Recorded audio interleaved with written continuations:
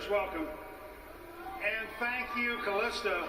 You know, she makes documentary films, writes best-selling children's series of American history, sings in the Basilica Choir, plays the French horn in the Fairfax Band. I am amazed at her achievements. I'm also proud to be here as a Republican activist to see the extra effort Donald Trump has invested in bringing the Republican Party together. With no requirement for endorsement, he encouraged his competitors to speak once again. Governor Rick Perry, Governor Chris Christie, Governor Scott Walker, Dr. Ben Carson, Senator Marco Rubio, and Senator Ted Cruz have all responded to Donald Trump's generosity. Now, I think you misunderstood one paragraph that Ted Cruz, who is a superb orator, said. And I just want to point it out to you. Ted Cruz said, you can vote your conscience for anyone who will uphold the Constitution. In this election, there is only one candidate who will uphold the Constitution.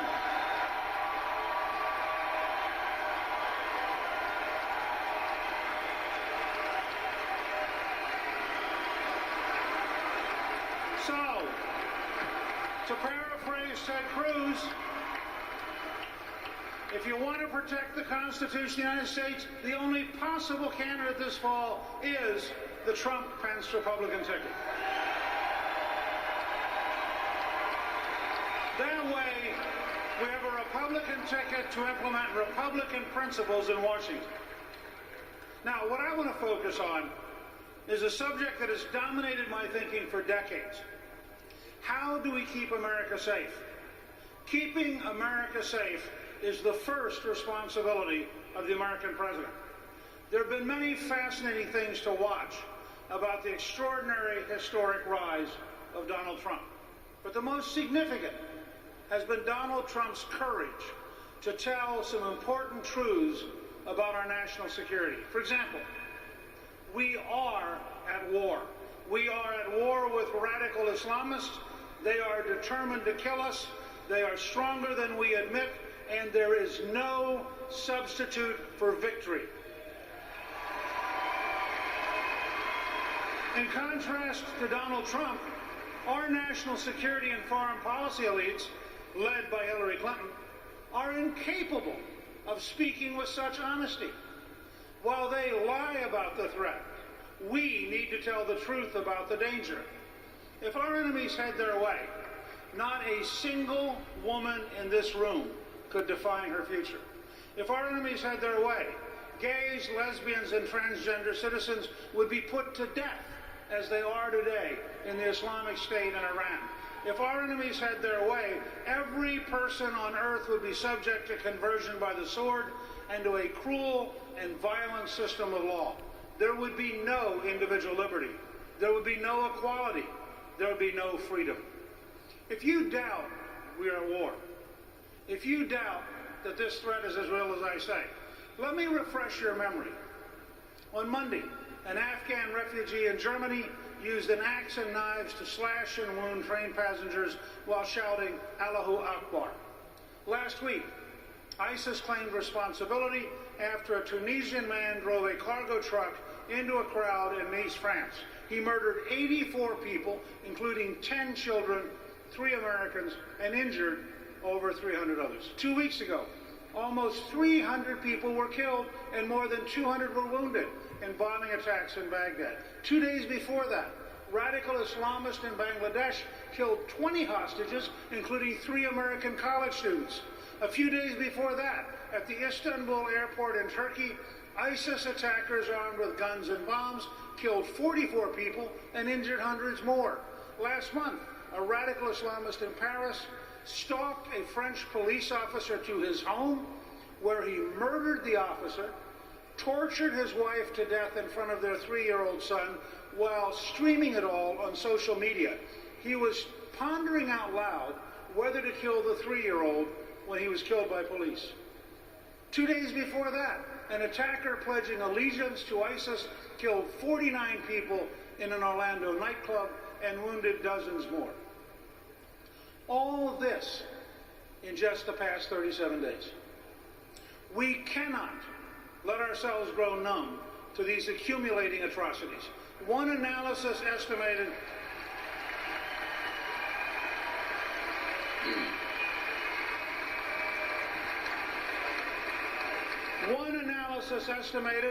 that since January of 2015, some 30,000 people have been killed at the hands of terrorists. Let's be clear. Donald Trump is right. We are at war with radical Islamists. We are losing the war, and we must change course to win the war.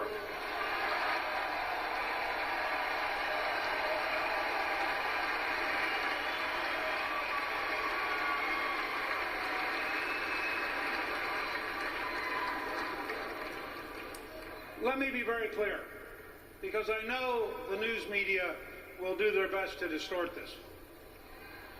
We have nothing to fear from the vast majority of Muslims in the United States or around the world. The vast majority are peaceful. They are often the victims themselves. They are people we'd be happy to have as our friends and neighbors. The challenge is when even a small percentage of 1,600,000,000 people support violence against those who disagree with them. That is still a giant recruiting base. For example, Pew Research finds that only 9% of Muslims in Pakistan view ISIS favorably. Unfortunately, 9% is 16 million people. And that's just one country. So the truth is, although we are losing the war with radical Islamists, we have been very lucky. The danger we face is much worse than the horrors that happened in Germany on New Year's Eve when 1,200 women were assaulted. It's worse than what's happening in France, where there are stabbings of Jews in the streets, and the nation's security chief warned recently that Europe is, quote, on the brink of civil war. It's worse than what's happening in Israel, where average citizens fear for their lives whenever they leave their homes. The danger is even worse than September 11th, when 19 hijackers murdered almost 3,000 Americans. The worst-case scenario is losing an American city to terrorists armed with weapons of mass destruction. Instead of losing 3,000 people in one morning, we could lose more than 300,000. Instead of losing two great buildings, we could lose block after block after block to a nuclear event. That's not just my view. Back in January of 2001, the Hart-Rudman Commission warned the terrorists, quote, will acquire weapons of mass destruction and some will use them. Americans will likely die on American soil, possibly in large numbers, close quote. 15 years later, the dangers are even greater. In a world where Pakistan has nuclear weapons, where North Korea has nuclear weapons, and where Iran, the world's leading state sponsor of terrorism, is close to having nuclear weapons, this, a catastrophic attack on innocent Americans, is a very real threat. Which brings us to the heart of the matter. We are sleepwalking through history as though this is all about politics. It is not. It is about our safety and our survival as a country. We cannot keep in place the people and the systems that have brought us to this point and that lie to us every single day about the threat. That is why every American should be terrified at the prospect of a Hillary Clinton presidency. Hillary Clinton has been right at the center of this dishonesty. We know this administration and its allies lied to us about the Iran nuclear deal. We know it because they openly bragged about it to the New York Times. We know that Hillary Clinton lied to us knowingly about the terror attack on our Benghazi consulate. We know that Hillary Clinton and President Obama lie to the American people when they say they can safely screen the Syrian refugees. They cannot. And yet, Hillary wants to increase the number by 500%. So when you hear about Hillary's dishonesty, of the emails, or taking millions from the Saudis and other Middle Eastern dictatorships, remember, this is not about politics. The cost of Hillary's dishonesty could be the loss of America as we know it.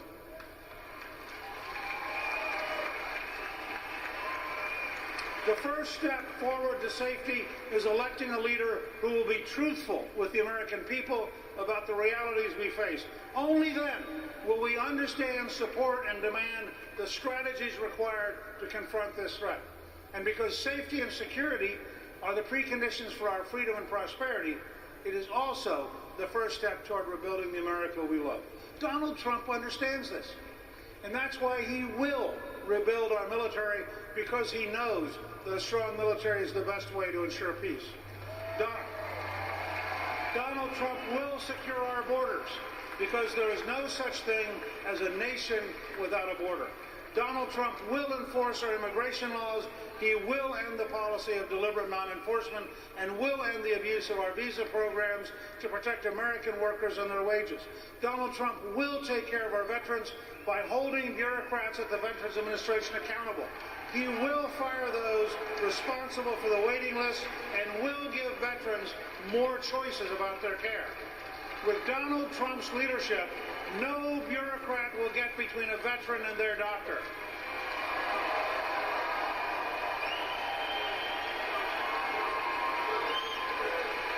Donald Trump will get America building again.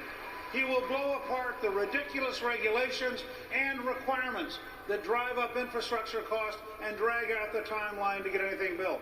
The Trump infrastructure program will make us once again the most competitive economy in the world. Donald Trump will rebuild our education system and give every parent of every income and every ethnic background a choice about where their children go to school.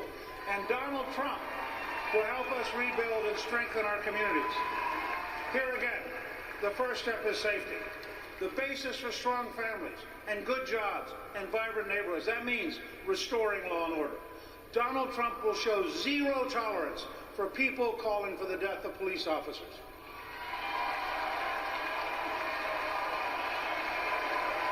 Think about this.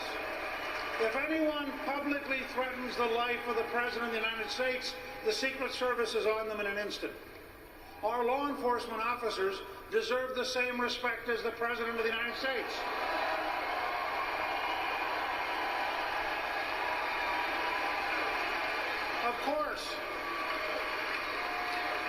Of course, if individual officers are found to have violated someone's rights, they must be held accountable under the law. America is based on the rule of law. We are one nation under God, indivisible, with liberty and justice for all. That is what has allowed us to absorb more people from more backgrounds than any nation in history. Nobody's above the law, and nobody's too small to deserve its protection. Donald Trump won our party's nomination because he is willing to tell the truth about the things that matter. He has a great running mate in Mike Pence. They will put our safety first, and they will defend America first. We can be proud to stand with them. So tonight, the challenge for everyone in this hall, and everyone, Republican, Democrat, or Independent, who's watching at home and knows we cannot continue on our current course, is to rise above our factions. And rise above the politics we've inherited. To ignore the lies of the news media and the old order. To reject the suicidal dishonesty of Hillary Clinton and her establishment allies. And to stand with Donald Trump and Mike Pence, what we know is true. We can make America safe again. We can make America work again. We can make America first again. And together, we can make America great again for all Americans. Thank you, and God bless the United States of America.